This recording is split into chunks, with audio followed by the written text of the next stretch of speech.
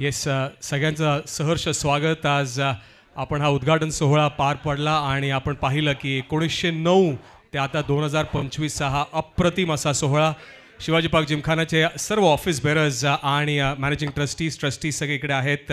अध्यक्ष Shri Pravin Amre, chairman Deepak Murkar, vice chairman Vishwas Nerurkar, general secretary Sanjeev Khanolkar, assistant secretary Sunil Ramachandran, managing trustee Mrs Lata Desai आणि treasurer Vilas Soman पण आहेत. आणि अर्थात आज आपल्याला उपस्थिती लाभलेली आहे ती भारतरत्न श्री सचिन तेंडुलकर आणि त्यांच्याबरोबर श्री राजसाहेब ठाकरे यांची. जोरदार टाळ्या आपण ह्या दोन्ही मान्यवरांसाठी वाजवूया. प्रथम आपण सन्मान आणि सत्कार करूया तो भारतरत्न सचिन तेंडुलकर यांचा.